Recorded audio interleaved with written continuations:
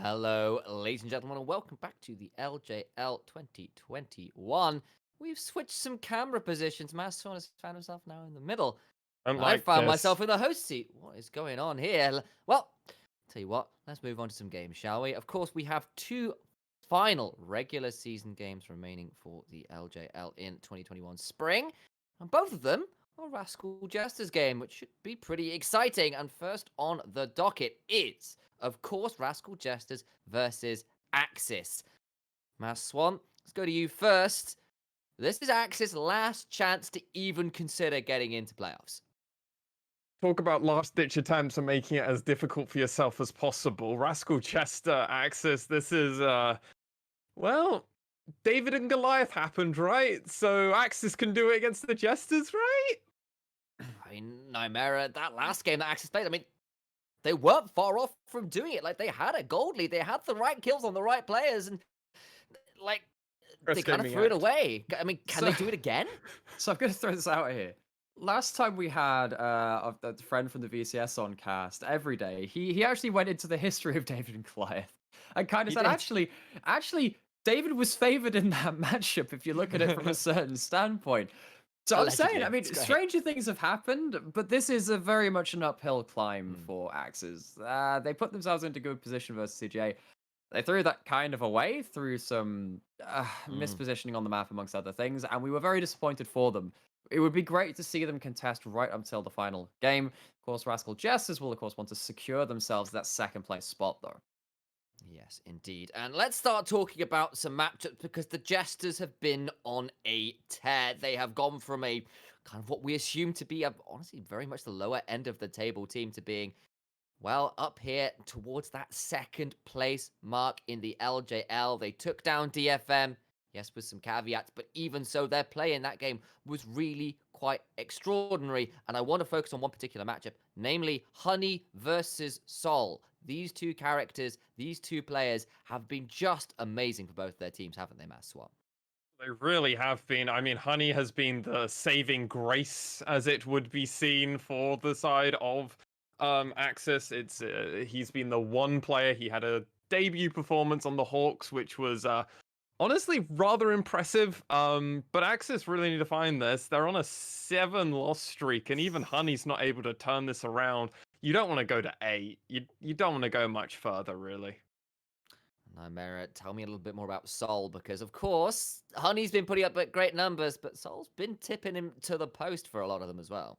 And it's also not just Sol and Secret, right? This duo, which has been doing some insane things for this team of Rascal Jester. And I'm super sad because I haven't managed to cast these guys for a little while. Often it's ended up being you two on that kind of front. So I'm like, oh no, I don't get to see this awesome Kaiser and everything else that this player plays in that bot side.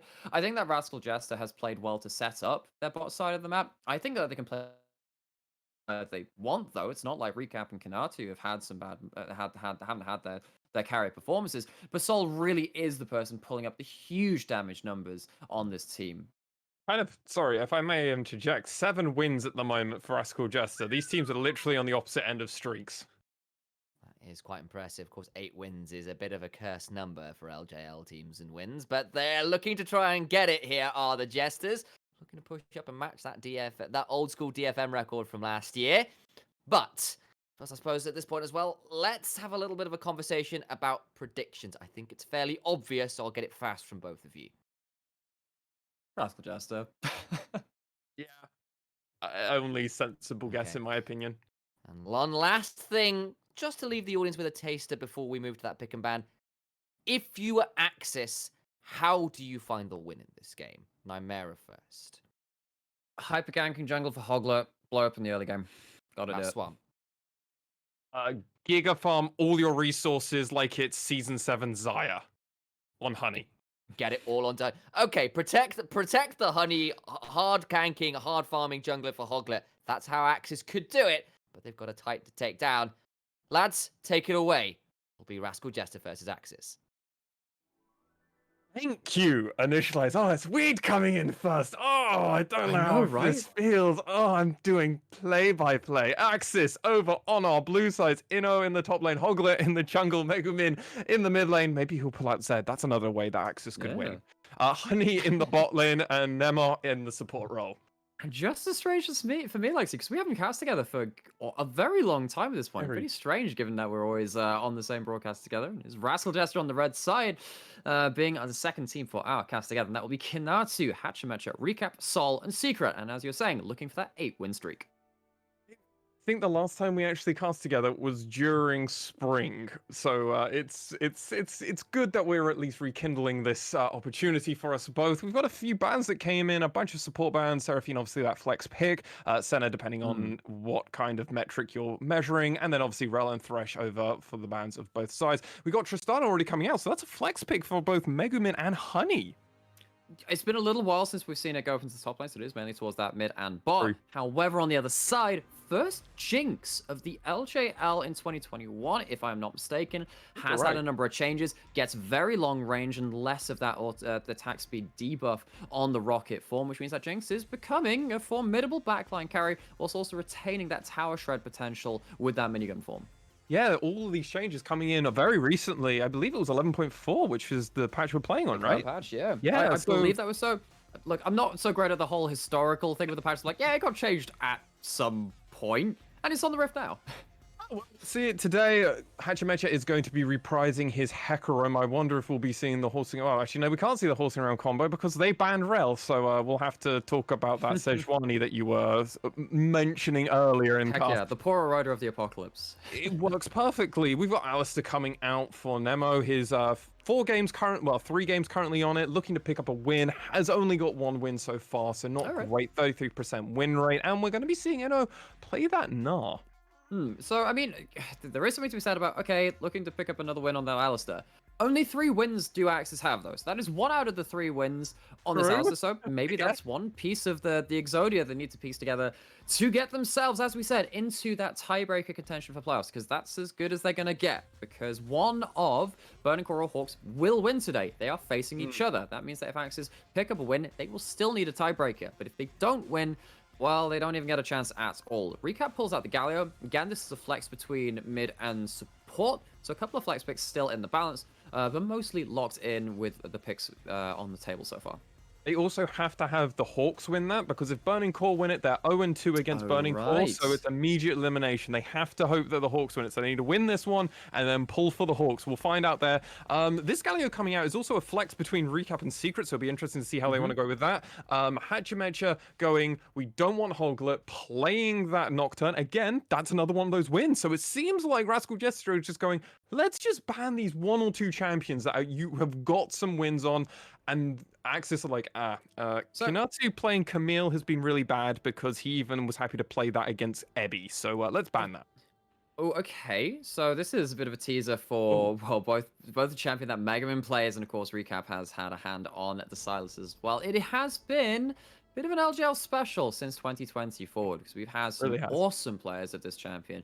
I remember Boogie in the jungle, and more importantly, Arya in that mid lane being the real picker of that champion. Megaman has to play against that, I believe, well, Megaman's best game did come from that Silas. Has to play against the Azir. Now it does Recap in this mid lane. It's going to be a fun matchup, does have solo kill potential, has a lot of teamfight potential too, though. What is going on with the Mundo, though? So I wonder if that's... So I'm a little surprised by this one, because I look at the Hecarim and I'm like, okay, so Hecarim is going to be... So normally you pick Mundo into high AP teams, because you can play against... And it helps, sure. I mean, if Silas starts jumping into a Mundo, he's going to have a bad time, because Mundo will outdrain tank you, because he's going to have more MR than you, and he just regens a lot as a champion. Now Corky's locked in. Actually, I wonder if Rascal Jester picking up a 3rd magic damage source, because Galio has some in their kit, works out better for this Mundo pick. I wonder if you should have flexed that Silas into mid lane, or whether Recap is just like, yeah, actually, this matchup against the Azir, it's not that great right now. Silas is not awesome in lane at the moment, although into top lane tank matchups or brawler matchups, he still does all right.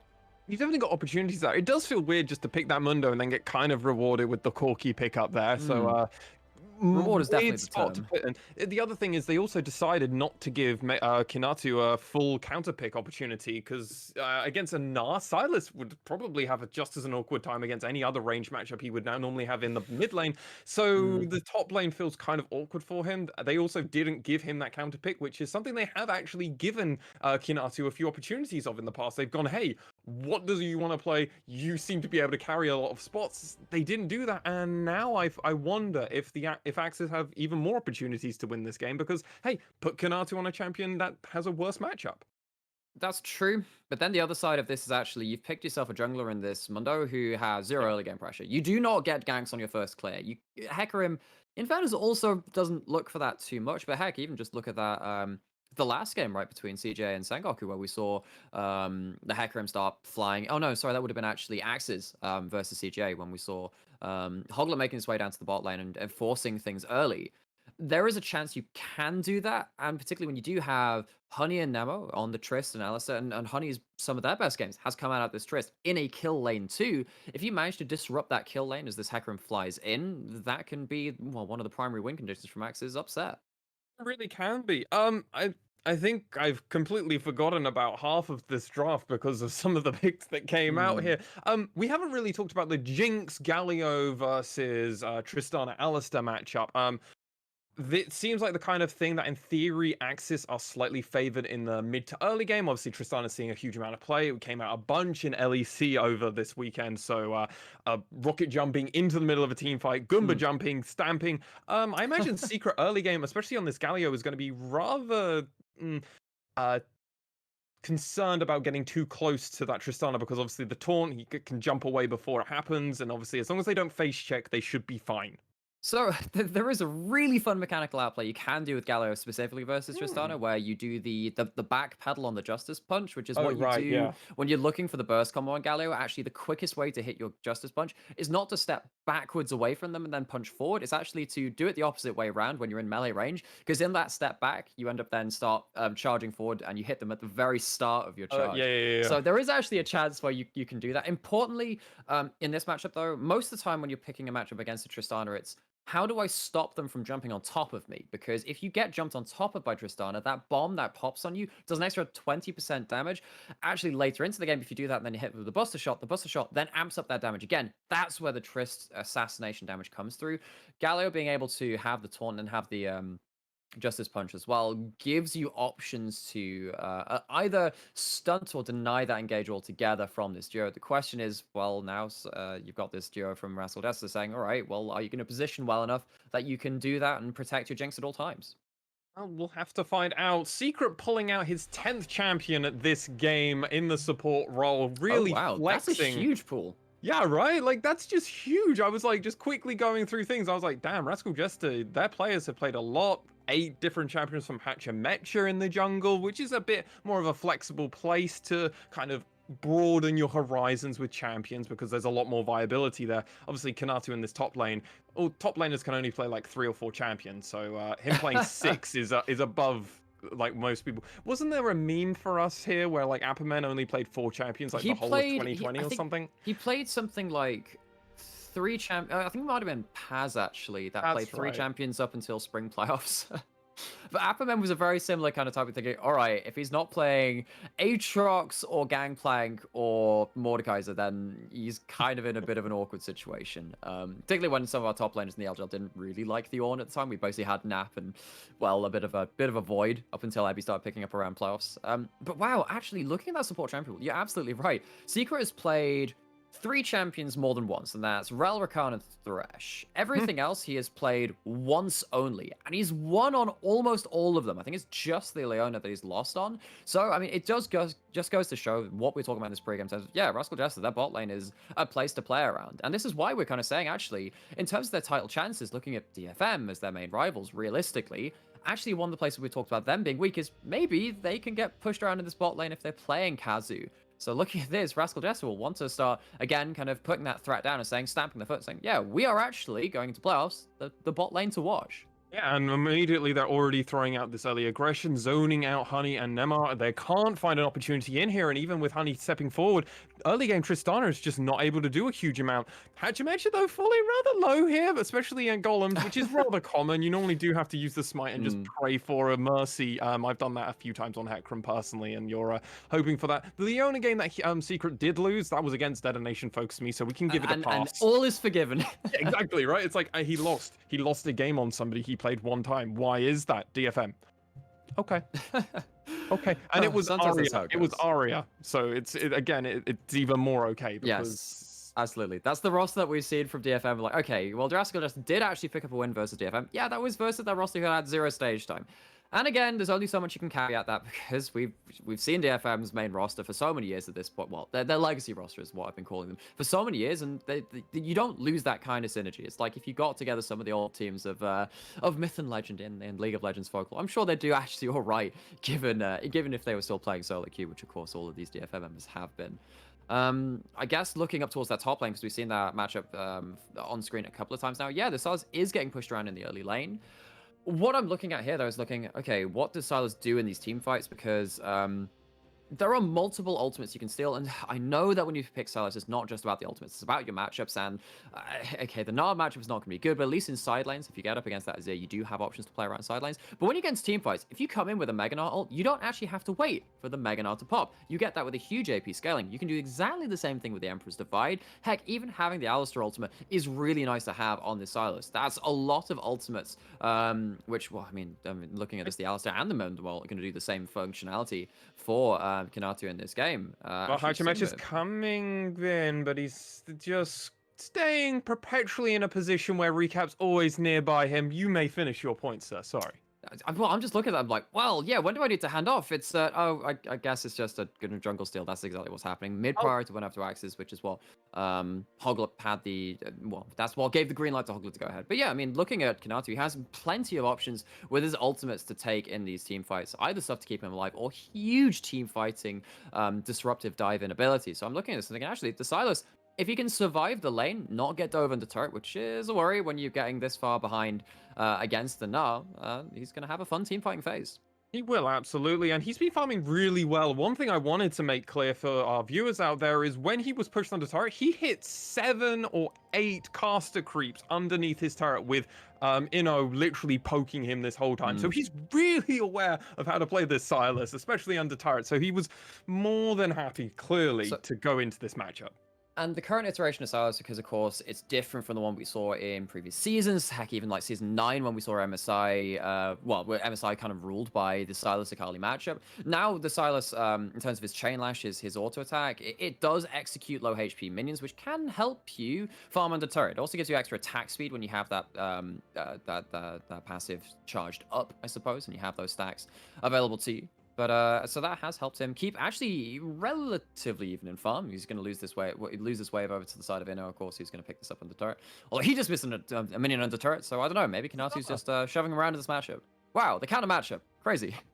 Wild ride so far. I mean, Kanatu at the moment staying at best to parity, and that's where he would really like to sit. This bot lane as well for Sol and Secret has been going rather well. They're at least a full wave and a half ahead in CS at the moment, and the fact that Kanatu is only about half a wave behind is not where you would expect this matchup to currently be. Mid lane has been mid lane, and so far Hoglet's actually been farming really effectively on this Mundo. He's been going around his jungle path. He's not been having any pressure, but then that's not what you expect to have. Though they are going to slowly have a look at it. Jinx does pop the slow and says, hey, no, Mundo, we can see you now. We've got vision. Hachimecha's just hovering around the top, but Kanatu immediately getting engaged onto by Inno there. Oof. Brilliant Gnar combo, wombo hitting here, but it's not going to be enough. The Gnar is stolen, but they're not able to do it. The dragon is taken by Hoglet over there, and there was with the smite. There was no opportunity for Hachimecha to come in, and it looks like the top laners have disengaged.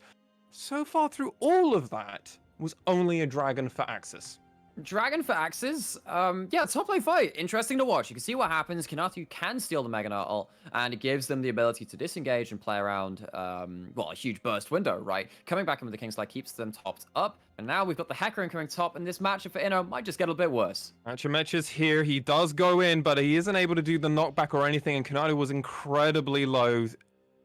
Probably safer to not put your top laner in a position where he could have an opportunity to die. It could be first blood trades, but Hoglet's here waiting for it. The knockback does come out, and Kinadu is thrown really low. A cook does land. Cleaver goes there, and it's 1 for 1. Well, it's just 0 for 1 and 0. And Hachimecha, you're in a spot where you really don't want this window. Hoglet misses the cleaver, and he's going to be able to get out, but it's not enough. I can't even hand it over to you at the moment, Nomera, because Soul is going so low. The bomb pops, but Honey is able to get the auto attack. It does reset. The Hoglet comes in, and the passive from Alistus keeps him alive and rather healthy. Knockup comes out, and Honey is looking for an auto attack, but I don't think Sacred's going to be able to go low. 2 for 0 in a very short amount of time, Nomera. So, Hoglet goes in on that top side of the map, says, yeah, okay, Silas getting pushed around. This is my time to go steal some more of those pesky camps. That would have been a 1 versus 2 double kill from Hoglet. Of course, chunked down by Inno earlier, of course. But that if that last cleaver had landed, the ultimate was available for Hachimecha, but they're running the Ghost. That's what Hecarim runs. You could actually go see the replay of that. What you can see is basically Kanati's waiting here to saying, right, I need the Kingslayer. One of the problems about the Silas in the early game is that you don't have the CDR, much like your Vladimir, right, to keep taking the extended trades and get a second Kingslayer off. Double Pulve coming after the flash. Sure, the exhaust comes in. It's just not, it times out before the bomb pop comes in, and that's where a lot of Trist's early game damage comes through. I think he actually gets the Triumph proc to keep himself slightly more topped up, and things get a little more dangerous to Secret. Just a second after, as the Pulve came through for the second time. Of course, didn't lead to too much. There is the CS lead for Soul on the bot side, but giving over that kill, it's dangerous times for Rascal Jester, because again, this Trist and laning phase, if they do get ahead, well, suddenly it's just an assassin AD carry, much like your Kai'Sa. Yeah, the assassin at any moment can jump over the wall. Hoglet is just poking down Hachimecha, and you're in no man's land here, sir. You have to ult away, and you will be able to get away. Ooh, maybe. Inno was thinking about maybe throwing another Q, but Boomerang wasn't up or thought against it. Hoglet was probably making the call of don't bother. It's fine. Let's just get this Rift Herald. First Rift Herald, and Shelly has been slain. Be interesting to see where they decide to pop this, and Hoglet is still on vision on that ward. Wow, it's impressive. Yeah. Yeah, it's just well, Mundo goes where he pleases, even if it is on vision, apparently. Yeah, but so the thing about Mundo is that after his first clear, he clears faster than most champions in the game. I was talking with a couple of the players from around the UKEL scene who've obviously had some scrims with some of the ERL teams and stuff like that, saying, yeah, okay. Recap? You know, recap. I think it's just timing out, and you just think, all right, okay, let's just clear it out. It's a thing you see more. You do see it more often. You quite like to. I'd love to see the aggressive packages. You sat there was like, right, okay, wave clear, package, or whatever. But Mundo at this point is going to be permanently available on the map. That's why you can see Hachimecha trying to get some counter jungling down, because he knows that as soon as those camps are up, Hoglet's just gonna be running straight towards them, because he's always gonna have the ability to clear them out. You can already see the level disparity coming out between this Hecarim and this Mundo. Mundo is already A, and yes, part of that is going to be the kill, but also just the creep experience, the difference. There's almost a 30 creep score between these two junglers. It's 25 at the moment, and that's like 6 far camps. more. Yeah, right. That's huge. And yes, I do believe Hoglet did go into mid lane and clear a bit of Megumin's farm at one point, but that's not going to be enough to cover it. And Megumin's been farming rather well in this mid lane as well. Nema is stepping forward. The Hexa Flash came out, but it wasn't going to find anything. And Hoglet's like, well, I do have an empowered recall. Maybe I'll think about doing something. Hachimecha is in this bot side. He is just shadowing. He's playing the recall. Is the recall going to fully come out, Honey? No. The taunt missing. Everyone's missing everything. Hoglet's going for it, but in the secret, you're in the middle of the whole team fight. You have to use the hero's entrance to get out. And okay, I think we're safe now. I think that's it. But why didn't Honey bust a shot there? Bust a shot to cancel the Galio ultimate. There was a real good chance that ends up being a kill. I think that's a miscalculation. Either way, AXIZ get themselves an ultimate out of that bot side. It's at the trade, though, of the ultimate from Noah and, of course, the Ignite as well. So AXIZ kind of trading down in a potential advantageous scenario. Yeah, I was waiting for the knockback to come out from Honey, but hey, don't cast it until it actually happens. You don't want to curse them even more than they sometimes do. And this is AXIZ. Don't put my ideas in their head.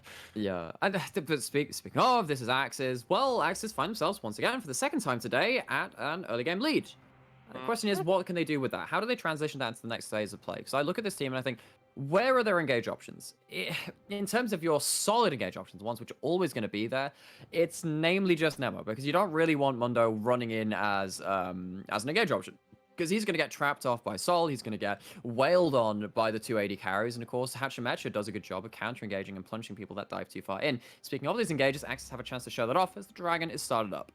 Honey, Secret go really far. Gets the taunt only onto Hoglet though, but Hachimeshi comes around from the side. The Hellcrow Mocklup comes through, but Nemo is in no man's land. What are you doing there? You're in the middle of nowhere. No one's with you, Nemo. You're the front line, but you have to have backup. Got collapsed upon. Kinatu did come down with this TP, and that's going to cost them at least a lot, at least something in top lane. This top lane tower might go down because Eno is a Mega Nut. It is going to force the teleport out of recap. That's really good now for the side of AXIZ.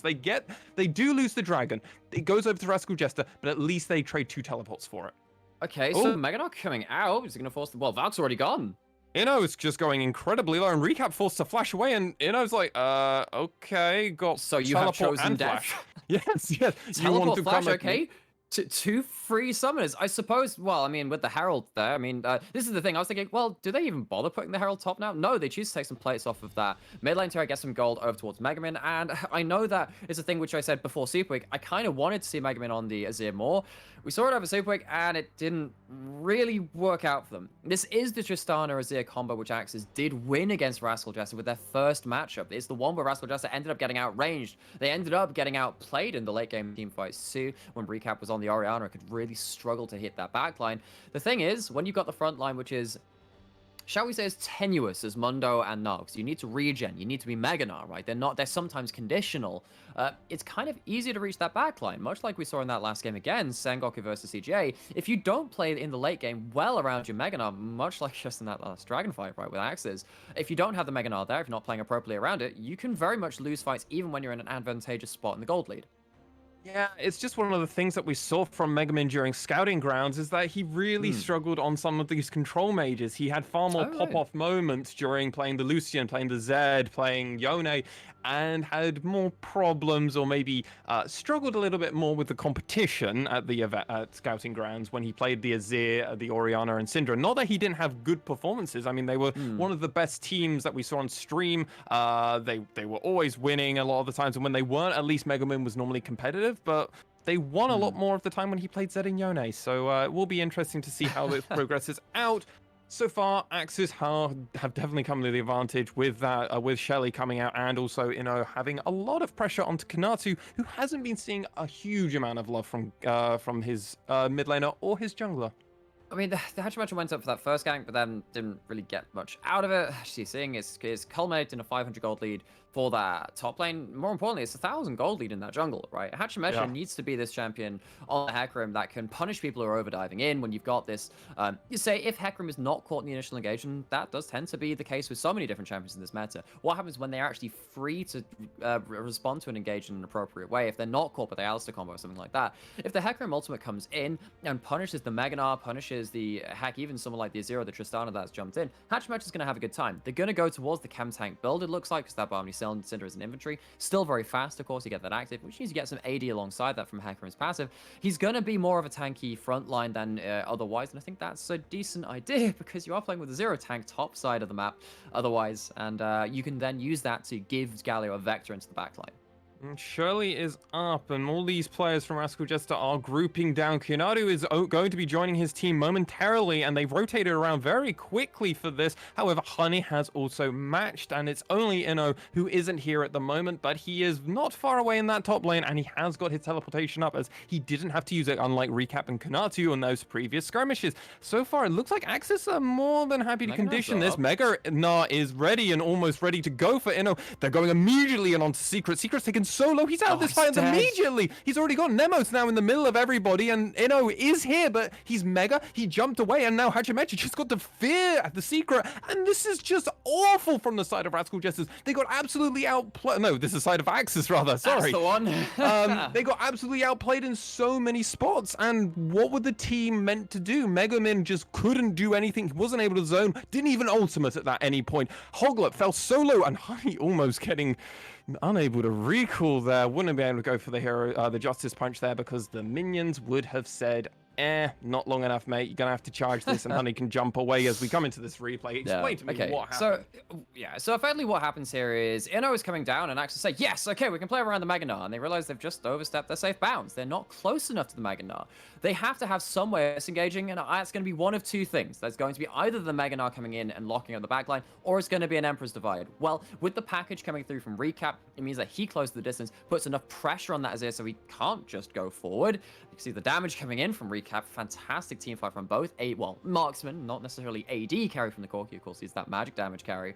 But AXIZ kind of just getting out team fought by Rascal Jester, who understood the ranges and the safe limitations of these team comps just a tad better in that fight. But it led to a big team fight win. And that's now the early game not quite as in favor as AXIZ as they would like it to be. He's able to get that first turret, which does put a fair bit of more gold back into their pockets and helps keep the lead that they do have going at the moment in the gold graph. However, kills are in favor of Rascal Jester, and we have seen them do this before. Fall slightly behind in the gold, normally partly due to jungle, which is at the moment where a lot of the gold lead currently is sitting. Hoglet has a huge amount of this gold, and this gold is on a Mundo. We have seen Mundos with quadra kills and not doing much of anything before. So I'm going to temper my fate and expectations as Honey starts up this dragon. But we're talking about the jungle lead and stuff like that. But consider this. Hecarim be very fast. Hecarim be incredibly fast. What more do you need from Hecarim at this point? He's got Steve, he's got the chem tank, and they've got the boots. If he wants to get somewhere, at least he's getting there really quickly. He's a level behind now, actually, with the Dragon XP going up towards Hoglet. This is something which a couple of AD carries talked about a while ago. It's like, actually, getting to kill the dragon is really nice for a lot of different AD carries, because the XP leads tend to stick. What doesn't stick is Herald in the mid lane. It's died. AXIZ managed to clear that out in mid lane. Rascal Jester don't get anything for that, even though they fought so hard in that team fight to get it. Well, I mean, part of that was also Alistair just going knockback, headbutt, nope, not having Shirley come in. Shirley is denied any form of opportunity on her farming, or as she likes to do, headbutting. But Inno, you might need to do the exact same. He is backing off here, and the rookie Jung top laners are just kind of giving the mutual respect to one another. Boomerang does miss there. Kanatu's dash there also misses. It's just going to be multiple miss after miss, or was it all calculated? I just don't know it. Well, I'm not a pro player, so I can't know for sure. I'll say this. I think that I think that Silas E is in the same vein as Nautilus Hook, where sometimes you wish you didn't hit it, although you'd quite like to hit it right now. Hachimecha coming in, immediately knocked back, but no, Inno is just jumps into an awkward spot on Kanatu, and Hachimecha can't do anything. But Kanatu is like, nah, let's just walk off, and Hachimecha making the call. I agree with you. A lot of the time with Silas and Nautilus, you do want to go, but sometimes it's correct not to go, but you're always going to do it. It's that Lee Sin syndrome, but Nautilus. Well, the thing is that, like, it's just like, I just got to cast the second part of the E just to get my extra passives. Oh no, it's hit. Oh no, I am way too far forward and things go really bad. In this case, though, actually, with that tower kill, it evens up the farm between the top laners, and Inno has no kill participation.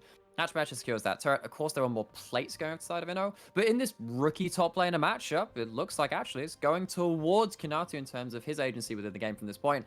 And what we were saying in the draft is, okay, right, so they gave away kind of the Silas or Kanatu's counter pick. They put that matchup in towards that top side, even though they knew it might get bullied a bit, but now the Silas with, as we were saying, 5 actual good ultimates to steal. I mean, even the Buster Shot's not bad, right? It has a good ultimate skin. It's one of the reasons why AP Tristana was so good in previous seasons. Actually, Silas being online is huge for Rascal Jester. They've gotten away with a lot in this early game. I'm surprised this Silas was not punished so hard.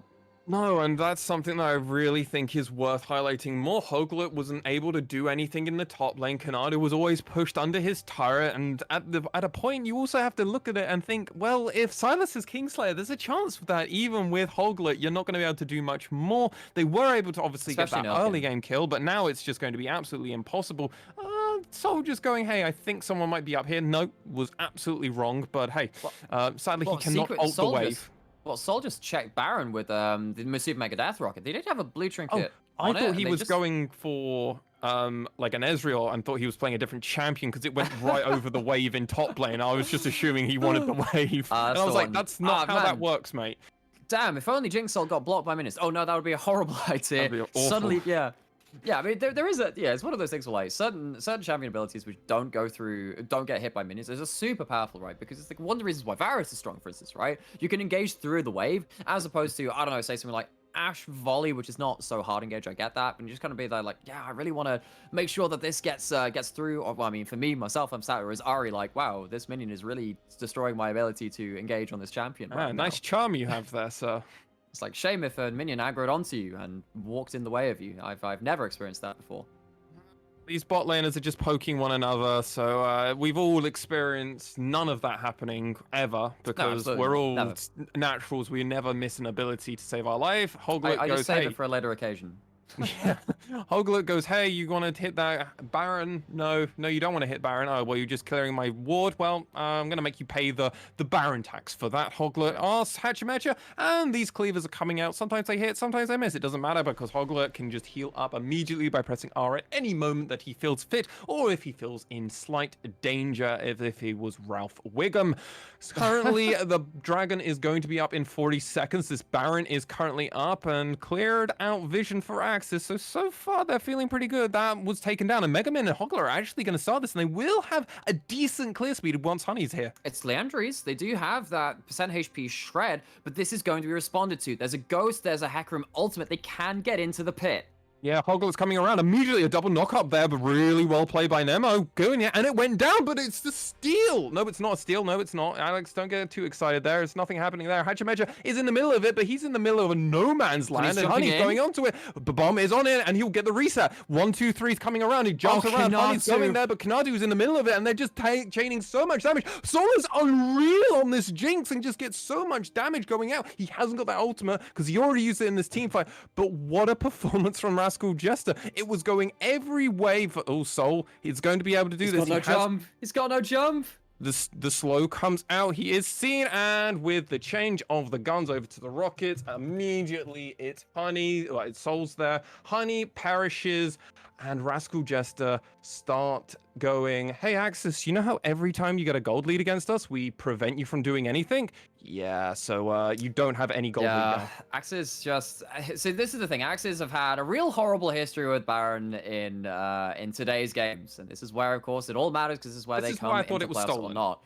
This is, yeah, no, you see them fly and you think, wow, okay, there's a good chance. And the chance was always there. What happens? Honey's jumping in, but look at Kanatu. He has the Mega Gnar. He gets to steal it. And yeah, well, Nemo has a huge combo. Kanatu gets to just slam everyone against the wall. Kanatu then has Zhonya's as well. He gets to reset. And while this is happening, yeah, Jinx is unchecked. They're at 2 items. They have a fire cannon. And also, when you get to level 9, you maxed out your switcheroo. When you do have fish bones and that, when you have that rocket launcher out, you get something like an extra 200 range from that, and then you also get your rapid fire cannon auto off. It's a huge amount of range. You get to stay in the backline. It's almost Senna-esque, except you do have the extra ability to run people down once that first kill comes through.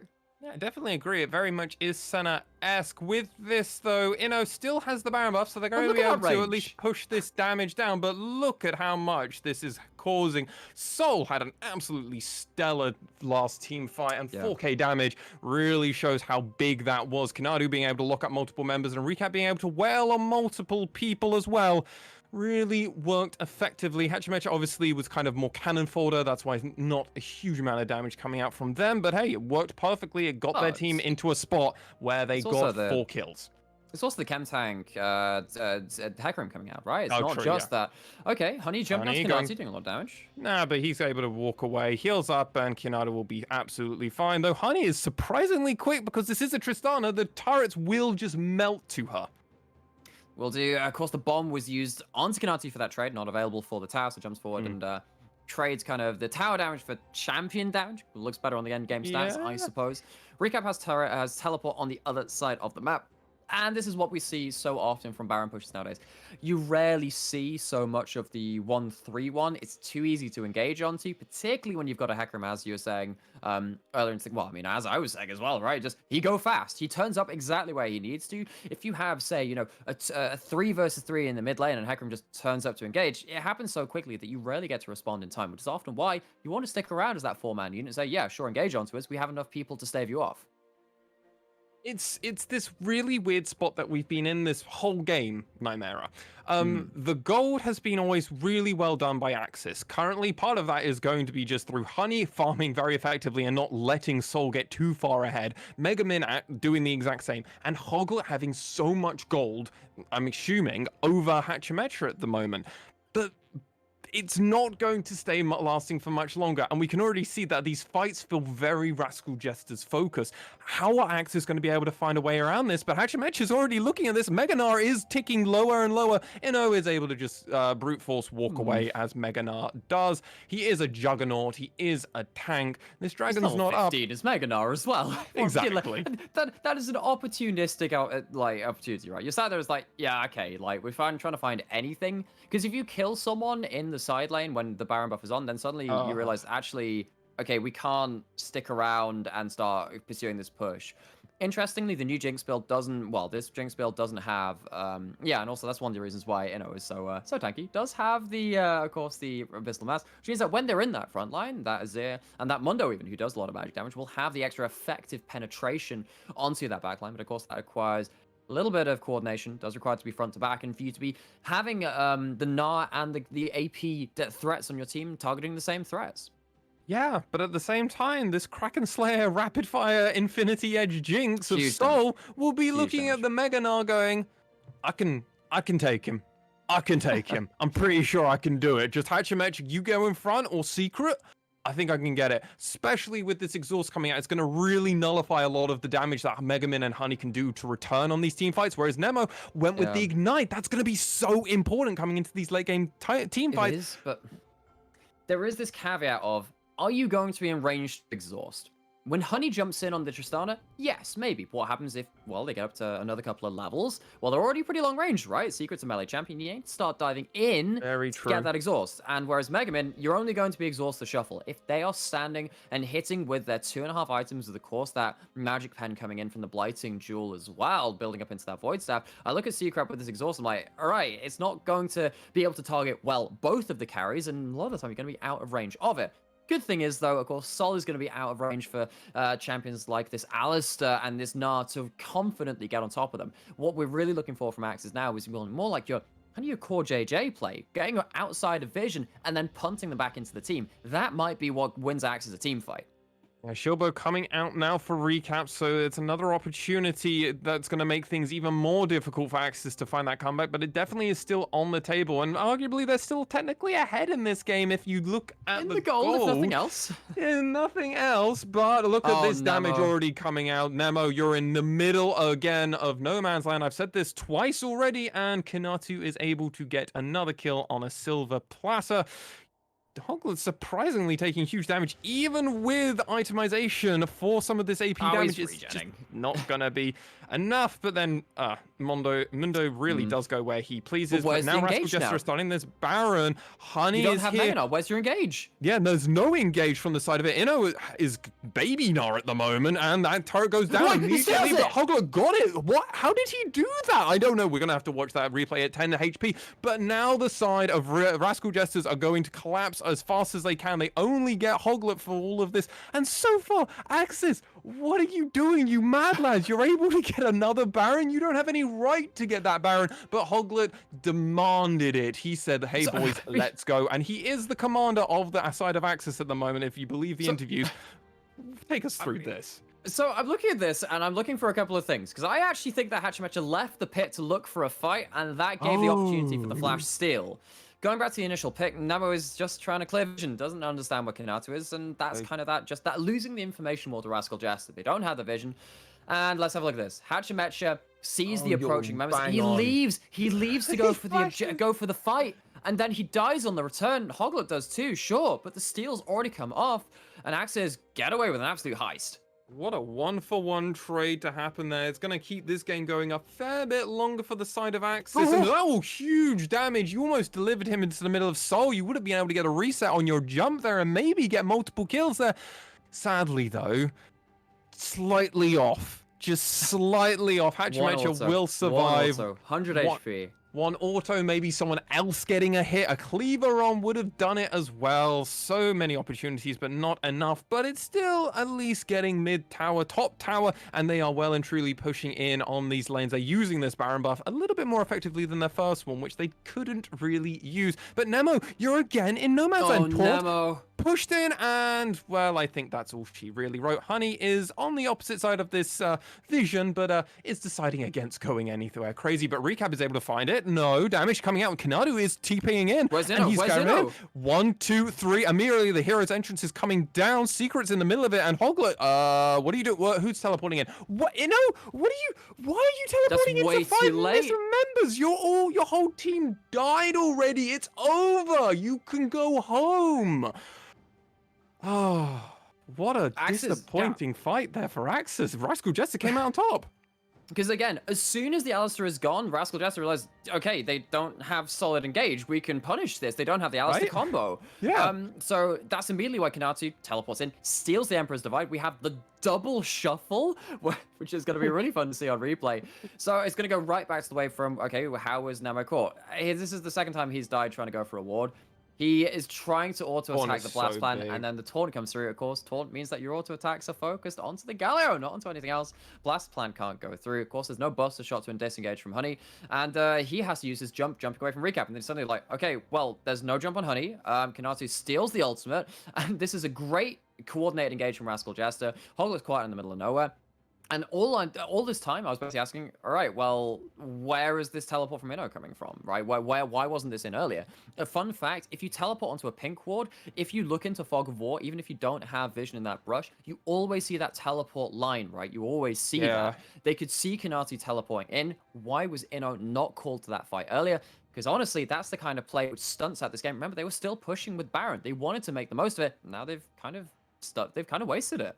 Well, even if they, for whatever reason, they wanted to wait until Kanatu actually engaged onto the fight to do it, they still waited till after Kanatu had gotten a kill to be like, oh yeah, Inno, can you come down and help us? It was a very, very delayed. The fight was already over, and they still went for it. It was such a disappointing state of affair, and now this game is looking even more in Rascal Jester's favor. It's a weird one, Nymera, because the It's gold strange. tells me this whole time, no, AXIZ are still ahead. They always have an opportunity. But every team fight just feels Rascal Jester's favored. Everything just feels like it. They've got the vision. They've got the damage dealt this entire game. And Oof. Hachimatch is going into the middle of it. Hoglitz, you're dead before anything could even happen. And Hero's Entrance wasn't needed by Secret, but hey, he gets the taunt now. And Ammo, you're just gonna get taunted. But you're able to get away. And meaning that the Rascal Jesters are on Siege Fest, because guess what's recently dropped off? It's that Baron buff. Huge Corky damage now coming out. And this is a level 17 Recap who's just been allowed to farm. He's got 340, 1 kill, 11 assists. He's so Jinx thick is right now. excited. Just shredding towers. Look at this. Just Rascal Jesters get to run it down.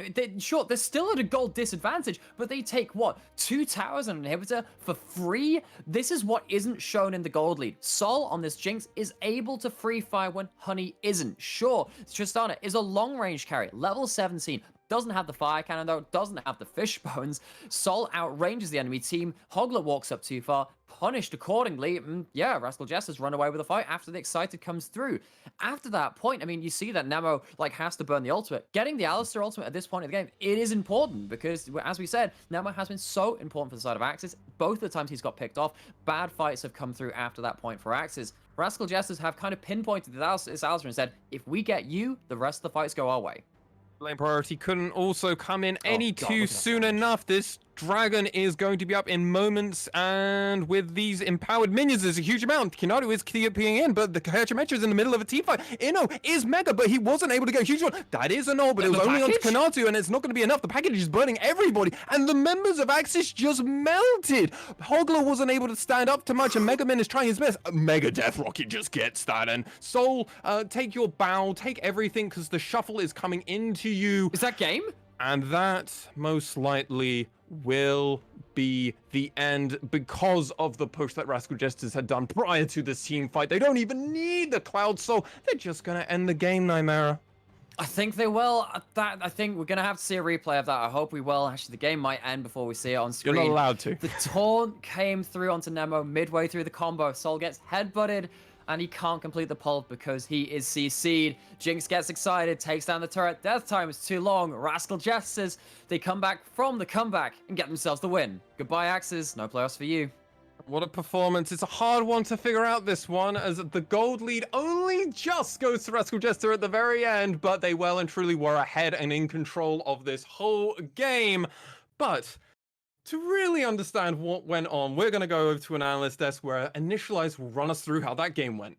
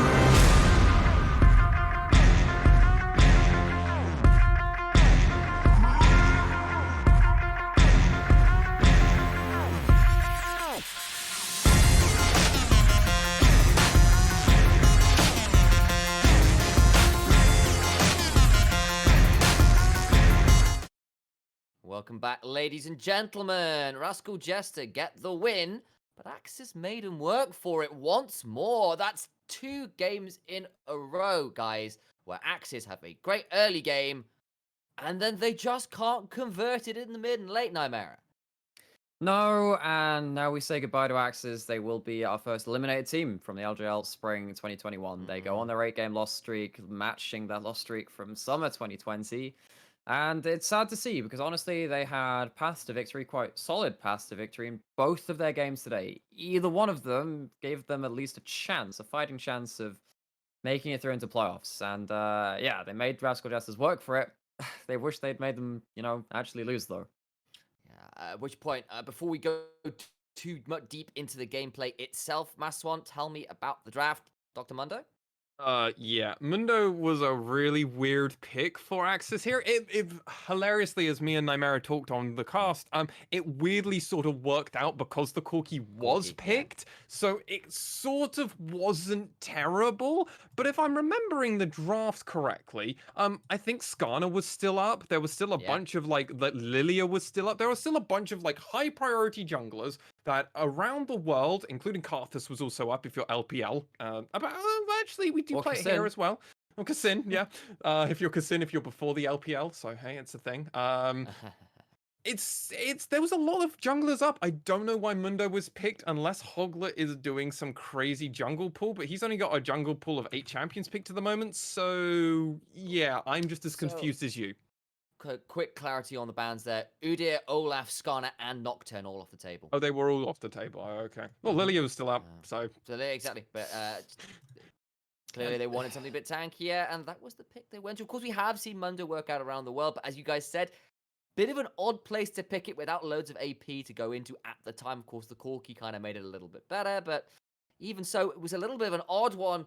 But now I do want to go into that early game a little bit more in depth. Nymera, we saw, particularly early on, we saw them get kills on the AXIZ get kills on opposite sides of the map at the same time. It's a 2v2 kills. Honey and Nemo going in on that Tristana Rel, and on the other side, Tristana Alistair, I apologize. And on the other side, we saw Hoglet and, of course, Inno getting stuff going against that Silas as well at the same time. It was close to actually being another kill in both of those fights as well. You know, one more cleaver on that top side, and actually, if that stun had come through onto the Galio on the bot side of the map from that second use of the trample from Alistair, yeah, that could have actually been another kill coming through on both sides of the map. Didn't end up working like that, but it's still a lot more gained from that early game than we expected. We thought that the Trist could be having kill pressure in that lane. Of course, that's exactly what happened. The problem wasn't necessarily what happened in this early game, because, again, even though the Silas died, it didn't put Silas out of the game. They never really compounded the issues of the picks, which were meant to be weaker in the early game. And while you could say the same about, you know, them having Mundo and him being weak in the early game, they got off lightly. Well, Mundo was just much less important in this game than some of the others. And at this point, I do want to potentially take a bit of a step back, because we could talk about some individual moments. We could say, well, particularly say that Herald fight where Sol kind of started to get rolling alongside the Corki, right? But I think there is a bigger issue we kind of had to talk about, because for AXIZ had a significant gold lead opponent in this game, but just couldn't seem to win fights, Maswan. What was going on in the compositions that was kind of leading the Jesters to be able to fight so competitively and largely even from an advantage, even with that disadvantage in gold? Yeah, so part of this again comes back to the pick and ban phase and the draft and the team that they had actually drafted. It's great. The gold lead they have is great if that gold has definitely been, and you can confirm this, has been funneled onto Honey and or Megamin. They're the carries of your team. They need to have the gold. If they can get an extra item or two ahead, sounds great, right? And Azir, like 3 or 4 items into a game where everybody else is maybe 3 items, sounds great. Wasn't the case. A lot of this gold was put onto Hoglet in the mid to early game, which always put them in an awkward spot. So when they were getting even trades, normally those even trades still existed, but then the extra gold that they always had left over was normally ended up on Hoglet, or it was on Inno with the CS advantage he had in the mid to early game.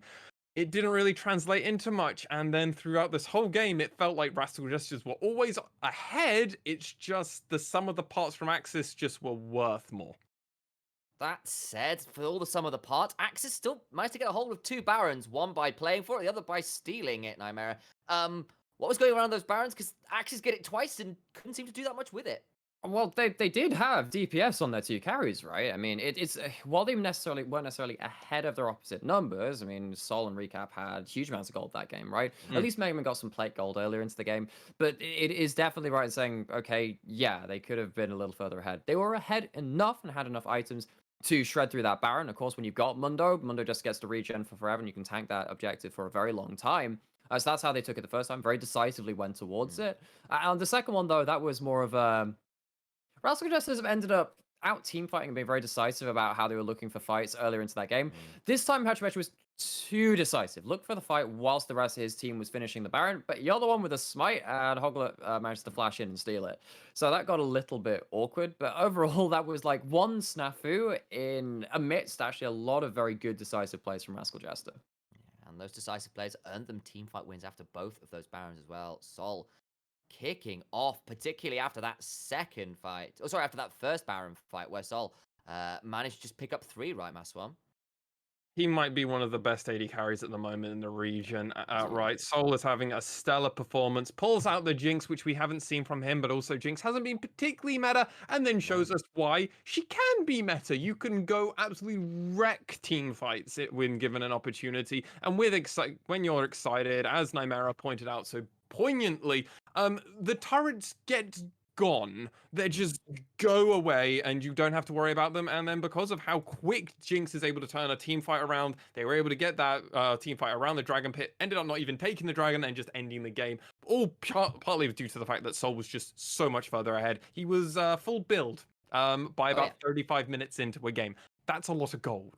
If you're wondering why AXIZ, even with a gold lead and Baron, was struggling to win fights, it's probably because Sol on that Jinx was putting out Herculean amounts of damage. And I think probably one last thing we do have to touch on before we leave this game behind is obviously Jesters managed to find themselves a great fight after the second Baron.